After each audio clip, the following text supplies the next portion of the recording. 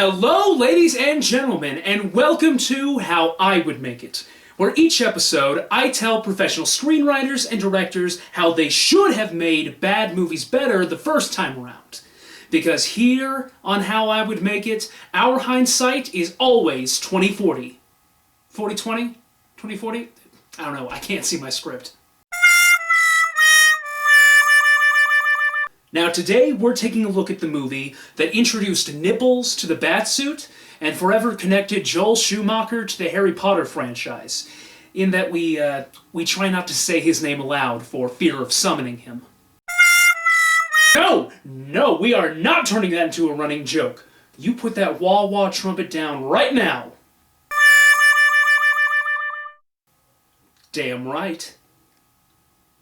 Ladies and gentlemen, Batman Forever.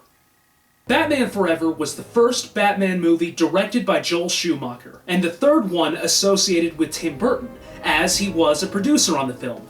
After the controversy surrounding the dark and often overly violent tones in Batman Returns, Warner Brothers decided that their next Batman movie needed to be much more kid-friendly, and boy did they pull it off. For what it's worth, I liked the movie the first time that I saw it. Albeit the first time I saw it, I was 6 and I still thought that girls had cooties. While Batman Forever was financially successful, making over $300 million worldwide, critically speaking, it was met with mixed reviews, and to this day, it's still regarded as mediocre, with just a 5.4 out of 10 on IMDb and a 51 out of 100 on Metacritic. So, what is it about this movie that disappointed so many fans and general moviegoers alike? And what was it that did more damage to The Dark Knight than the Joker himself? Well, really it boils down to two main issues. Terrible casting approaches, and way too many competing subplots. Let me elaborate. The casting in this movie is god-awful, with every major character being portrayed in the worst way possible and completely off the mark. Batman, Robin, Two-Face, Riddler, and even the new character, Dr. Chase Meridian, all come off as simply wrong. Nicole Kidman's Dr. Meridian could have worked just fine if she didn't come off as a sexual predator from the beginning of the movie. I mean, with how often she tries to seduce Batman, dresses provocatively, she comes off less like a love interest and more like a supervillain. Tommy Lee Jones's Two-Face came off as generic, since he had absolutely nothing to do with the character. He had no character growth, he just sort of stays the same the whole movie. And he never shows signs of his defining characteristic, two personalities in the same body. He keeps referring to himself as being of two minds on everything, but he always acts the same, just crazy and maniacal. Now, Chris O'Donnell as Dick Grayson isn't really all that bad in this role, except for the fact that he looks too old. I realize that Warner Brothers didn't want to have a younger kid in order to avoid the old pedophilia jokes, ha ha ha, but look at this. Chris O'Donnell is clearly older than 18, and he looks like he's maybe 5 years younger than Val Kilmer. Damn it, work with me! There's no reason for Bruce Wayne to take in Dick Grayson, because Grayson is clearly a fully grown adult. Bruce Wayne wouldn't be taking in a traumatized child to be his ward, he's bringing in a pissed-off adult to be a new roommate, and that sounds more like the start of a homoerotic fanfic than the original concept. And believe me, I know my homoerotic fanfics. Wait, shit, cut! Jim Carrey's Riddler has moments where I believe he's really in the character and really as dark and maniacal as the original character, but most of the time, the performance comes off as Edward Nygma, as portrayed by Ace Ventura: Pet Detective. He won't stop doing bad impressions, acting wacky, or worse, mugging for the camera. And oh god, the mugging. It's as if all of Jim Carrey's research was just watching Mark Hamill's performance in the animated series as Joker. Most disappointingly, however, is Val Kilmer's performance as the title character. And not because of over-the-top acting or bizarre character choices, but because he's so subdued, bordering on boring. Now, as Bruce Wayne, he's pretty good, showing Wayne to be distant for most people. If you pay attention, Kilmer actually gives a very subtle performance as Bruce, trying to connect to the most important people in his life, but not knowing how. As Batman, however, it's a completely different story, as he comes off as bland and uninspired, with no discernible personality. Batman never seems like he's fully confident or even the center of power in the scene, just like a superhero should be. He's always just another party in the room with someone else in control. Also, maybe it's just me, but the mask never looks quite right. Almost as if Val Kilmer's eyes are too close together. I think it's because the cutout eye holes stretch out too far to the side and aren't centered on Val Kilmer's eyes. Now, for all that character stuff we just dealt with, there's still the even bigger problem of all the competing subplots in the movie. In order of introduction to us, from when the time the movie starts, we have the romance subplot, the origin of the Riddler, Bruce Wayne's inner demons, and the introduction and origin of Robin. Now, for the sake of brevity in this video, I'm just going to focus on the last two, Bruce Wayne's inner demons and psyche, and the introduction of Dick Grayson, Robin. Because really, the origin of the Riddler storyline, it works. The character is bad, but the story itself is set up right. And the romance between Bruce and Dr. Meridian is just so terribly botched, we need to get rid of it and rework it completely. The first major subplot is the introduction of Robin, and how Bruce Wayne and Dick Grayson become partners in crime. Against crime. Whatever. This largely fails because not only is Dick Grayson not brought into the movie until around the 30-minute mark, but his story ends up getting buried beneath the rest, so all of his character growth is rushed and forced into only a few scenes, so the ultimate team-up of Batman and Robin feels hollow and unfulfilling. It doesn't help that Robin is ultimately useless during the final encounter, getting captured almost immediately. Dick Grayson, this movie's version of scrappy fucking do. The other subplot that should be more important than it is the inner workings of Bruce's psyche and his feeling of guilt over his parents' death. Yes, it's a subject that's been brought up a million times in various comics and TV shows, but in this movie it has a significant payoff. Not because I have to be. No. Because I choose to be. Wearing the cape and cowl because of choice instead of guilt means that Bruce Wayne can move on with his life and start learning how to balance his personal life and crime-fighting life.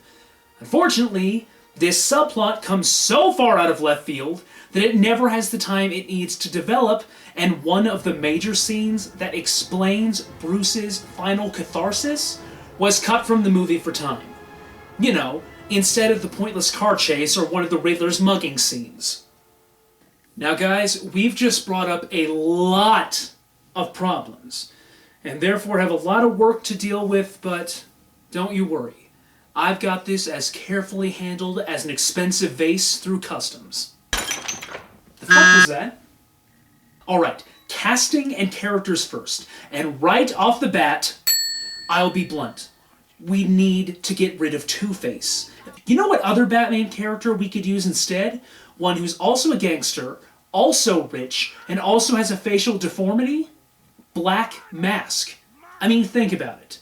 He's a gangster with the deformity, i.e. the mask burned onto his face. However, his backstory is simpler, and because, to a general audience, he's not as important a character, we don't need to worry about focusing on the backstory. He's simple, yet entertaining, and hates Batman. This also avoids disservice done to Two-Face's character. Disservice which wouldn't be rectified until Christopher Nolan's The Dark Knight. The person you love most. Next, seeing how Nicole Kidman was not going to be Poison Ivy, they needed to tone down the sexual aggressiveness in her character which probably would have worked if she was playing Poison Ivy. Instead, they needed to focus on a more interesting character choice, something more subtle, like an admiration for Batman, because of the fact that she is a criminal psychologist, that over the course of the movie slowly grows into lust. This would be more natural and make it more interesting if she's having the same reaction to Bruce Wayne. With Robin, my only thing is he needs to be younger in order to properly convey the correct father figure-child relationship that makes Batman and Robin such an important and endearing relationship in comics. If you're so worried about people making dumb jokes in regards to gay pedophilia for Batman and Robin, just remember that there will always be dumb people making dumb jokes regardless of what you write. So just focus on making the best story you can. The smart people in the audience will thank you for it. Riddler needs to be more of a threat to Batman and less of a joke to the audience. What we need is more of this. Why not humiliate him first? Crush him! And less of this. Does anybody else feel like a fried egg? We need to see Edward Nygma as crazy, but in a very controlled manner. Sort of like a bomb that could go off at any time, but you don't know when because you can't see the fuse. He shouldn't have been wacky and outwardly nuts until closer to the end, once he's discovered that his two greatest enemies, Batman and Bruce Wayne, are one and the same, and so his plan becomes more and more determined and focused, driving him to madness.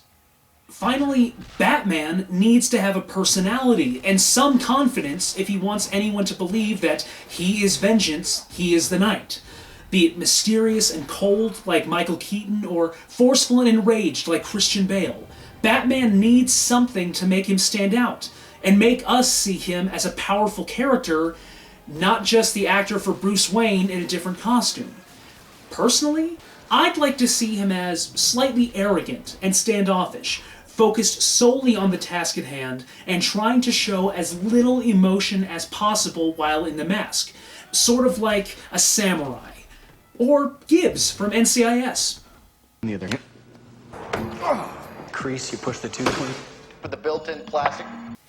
Now, while there were a lot of complications getting the casting right, with the story, the name of the game is simplicity itself. What we need to do is pick one theme to be our central focus of the movie, and then add other ones in only when they help build up and strengthen that central plot. For me, the most important storyline in the movie is that of Batman, Bruce Wayne, figuring out his duality and establishing why he's willing to forever be Batman. Or, Batman forever, if you will. Yeah, we should probably just cut. Now, to fill out the duality storyline, let's add in Dr. Chase and Dick Grayson, representing Bruce's need for normality and his recognition of Batman's importance, respectively. Thrown into the mix is the main villain, Edward Nygma, who wants to prove that he's smarter than Bruce Wayne, and then Batman, after his early schemes are foiled by the Dark Knight. The plot would still be divvied up between several characters, but now focused on a central theme. Now, that's a lot of quick fixes for some very big problems, but at least it's a great start if I ever get to remake the movie. Or have someone else do it.